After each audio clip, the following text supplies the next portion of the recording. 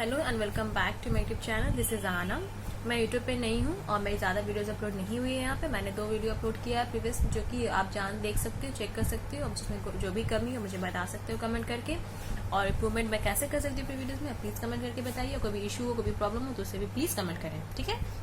आज हम बात करते हैं एरर पे। आज की वीडियो एरर पे रहेगी, तो स्टार्ट करते हैं। एरर का डेफिनेशन बहुत लंबा चौड़ा नहीं है, बट फिर भी एक लाइन में मैं आपको समझाने के लिए बताती हूँ। यहाँ पे लिखा हुआ भी, आप चाहे तो नोट कर सकते हैं और मैं उसको समझाती भी हूँ आपको। एरर एक मिस्टेक है बुक्स ऑफ अकाउंट्स में। ये डिलिबरेटली नहीं किया जाता, ये जानबूझ के नहीं किया जाता है। ये एक इनवॉलेंट्री एक्ट है, ठीक है। बट फिर भी ऐसी इरेगुलरिटीज है जो कि अफेक्ट करते हैं ट्रू और fair view of the state of affairs of business, ठीक है। तो अब बात करते हैं इसके काइंड्स के बारे में। ये 4 टाइप्स के होते हैं। फर्स्टली यहाँ पे लिखा हुआ है एरर ऑफ ओमिशन। तो बात करते हैं एरर ऑफ ओमिशन क्या है। जब कोई सा भी ट्रांजैक्शन पूरी तरीके से या फिर आधा अधूरा रिकॉर्ड हो, पूरी तरीके से रिकॉर्ड होना छूट जाए, या फिर रिकॉर्ड हो अभी तो आधा अधूरा हो, तब ये एरर ऑफ ओमिशन का रूप लेता है, ठीक है। आप जितना डिफिनेशन मैं लिख रही हूँ एग्जाम के लिए बहुत है, इनफ है, क्योंकि एग्जाम में उतना लिखने की जरूरत नहीं है। आपको पॉइंट्स मैं बुक, अगर आप चाहूँ तो मैं बुक लेकर आपको समझा सकती हूँ, बट बुक का डेफिनेशन कभी भी एग्जाम में मायने नहीं रखता है। आप जितना अपने लैंग्वेज में बनाएंगे, मैंने इसे अपने लैंग्वेज में बनाया, उतना आपके लिए फायदेमंद होगा और आप एग्जाम्स में मार्क्स मिलने के चांसेस भी उतने ही बनेंगे। तो स्टार्ट करते हैं अपने लैंग्वेज में। छोटा छोटा है बट समझने के लिए बहुत परफेक्ट पॉइंट्स है। तो स्टार्ट करते हैं इसके टाइप से। अगर एरर ऑफ ओमिशन का बात करें तो ये 2 टाइप का होता है, कंप्लीट ओमिशन और पार्शियल ओमिशन। कंप्लीट ओमिशन ये है कि जब कोई सा भी ट्रांजैक्शन अगर पूरी तरीके से रिकॉर्ड ना हो, तब ये कंप्लीट ओमिशन का रूप लेता है और ये ट्रायल बैलेंस के एग्रीमेंट को अफेक्ट नहीं करता है। क्यों नहीं करता है? क्योंकि ये कहीं भी इसका अकाउंट में मेंशन ही नहीं, रिकॉर्डिंग ही नहीं, चाहे वो जर्नल हो, लेजर हो, कहीं भी पोस्ट ही नहीं हुआ, तो फिर ये कैसे अफेक्ट करेगा, ठीक है। अब बात करते हैं पार्शियल ओमिशन के बारे में। पार्शियल ओमिशन वो है जो कि कोई सा भी ट्रांजैक्शन रिकॉर्ड हो बट आधा अधूरा, तो ये ट्रायल बैलेंस के एग्रीमेंट को बिल्कुल है कि ये अफेक्ट करेगा। अब कैसे अफेक्ट करेगा ये बताती हूँ आपको एग्जाम्पल के थ्रू। मान लीजिए आपने कोई भी रेंट या इंटरेस्ट पेड किया है 10 या 11 महीने के लिए। जो बाकी अनपेड अमाउंट है, जो आउटस्टैंडिंग अमाउंट है, आपने उसे रिकॉर्ड नहीं किया जर्नल में, तो ये पार्शियल ओमिशन का एग्जाम्पल है। इस वजह से पार्शियल ओमिशन का केसेस बढ़ता है, ठीक है। इस तरह से ये खत्म होता है। अब बात करती हूँ मैं सेकेंड पॉइंट पे, जो कि है एरर ऑफ कमीशन का। एरर ऑफ कमीशन है तब अराइज होता है जबकि आप ट्रांजैक्शन, जो भी बिजनेस ट्रांजैक्शन है, उसके रिकॉर्डिंग के मामले में अगर आप केयरलेसनेस शो करते हो, आप नेग्लिजेंस शो करते हो, तब आपका एरर ऑफ कमीशन अराइज होता है। सॉरी।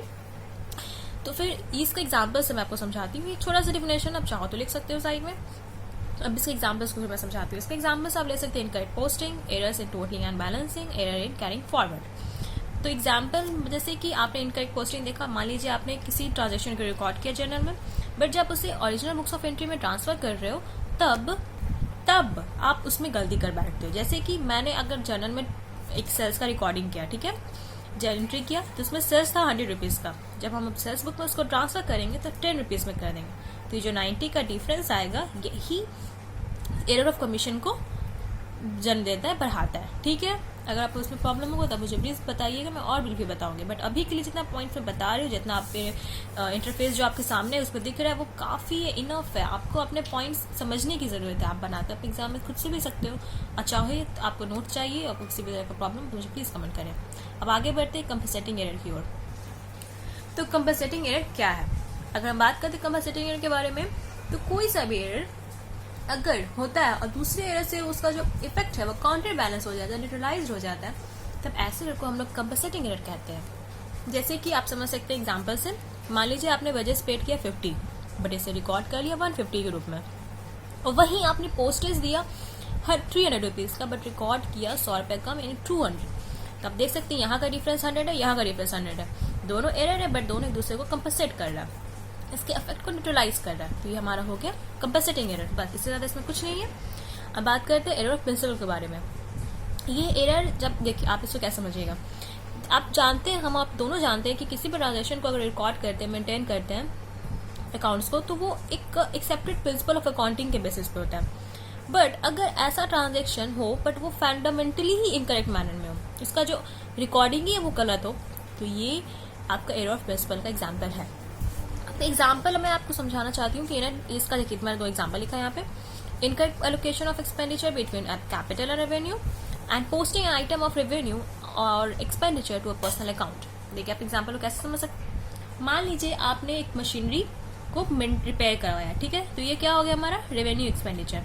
बट आप उसे एडिशन टू मशीनरी अकाउंट लिख देते हो, जैसे कि आप मशीनरी परचेज किया हो, आपका एक एडिशन हो रहा मशीनरी अकाउंट में, तब तो वो कैपिटल एक्सपेंडिचर हो गया। तो यहाँ पे एरर ऑफ प्रिंसिपल होता है, आपने रेवेन्यू और कैपिटल एक्सपेंडिचर को डिफरेंस नहीं समझा, आपने उसे गलत तरीके से पोस्ट किया, इसलिए वो एरर ऑफ प्रिंसिपल का रूप लेता है। अब दूसरा है posting an item of revenue और एक्सपेंडिचर टू पर्सनल अकाउंट। मान लीजिए कि आप एक रेंट पेड कर रहे हैं लैंडलॉर्ड को, ठीक है, उसे पोस्ट कर रहे हैं जनरल एक्सपेंस अकाउंट में, तो यही है आपका एरर ऑफ प्रिंसिपल। आप फिर एक और एग्जाम्पल ले सकते हैं कि अगर आपने सैलरी दिया है, ठीक है, एडवर्टाइज सैलरी दिया आपने, लेकिन उसे पोस्ट किया एडवर्टाइजमेंट अकाउंट में, तो बस ये एग्जाम्पल है और प्रिंसिपल का। होप सो आपको समझ में आ रहा हो। अब बात करते हैं यहाँ पे हमारा एरर के जितने भी टाइप से खत्म होते हैं, मैंने सारे डिफिनेशंस को जितना होना चाहिए इतना बताया है। अगर आपको फिर भी कमी लगे तो मुझे प्लीज कमेंट करके बताइएगा। अब बात करते हैं एक ऑडिटर का क्या ड्यूटीज बनता है एरर के रिगार्डिंग, ठीक है। देखिए, तो छोटे छोटे एग्जाम्पल्स है, मैंने आपको लिखा है यहाँ पे, छोटे छोटे आप इसे नोट कर सकते हैं और समझने के लिए काफी बेटर है, इनफ है। तो अगर ओरिजिनल एंट्री चेक किया जा सकता है जब आपको एरर को अगर आपको चेक करना है कि एरर कहाँ हो रहा है, कैसे हो रहा है, या उसे प्रिवेंट करना है, तो आप एक जो original entry books of original entry होती है उससे चेक कर सकते हैं। जो भी अकाउंट्स आप लेजर में हैं उसे कंपेयर कर सकते हैं ट्रायल बैलेंस के अकाउंट्स के नेम्स के साथ, इससे मिस्टेक्स तुरंत पकड़ में आ जाएंगी। आप डेटर और क्रेडिटर्स के लिस्ट को चेक कर सकते हैं, उसे टोटल कर सकते हैं। आपको अगर कोई भी फिगर्स जिसे दिखे डाउटफुल है और किसी भी लग रहा है कि इस चीज में कुछ फ्रॉड है, तो आप उसे बिल्कुल केयरफुली चेक करें, इससे एरर्स के जो चांसेस है वो घटेंगे और आपको जो भी ऑडिटिंग है, आपको जो भी रिपोर्ट्स है, आप उसको बनाने में काफी हेल्प होगा। तो यहाँ पे एरर का क्लास खत्म होता है। अगर आपको कोई भी सा भी प्रॉब्लम हो, डाउट हो, तो मुझे प्लीज कमेंट करिए। Thank you and please much like and subscribe my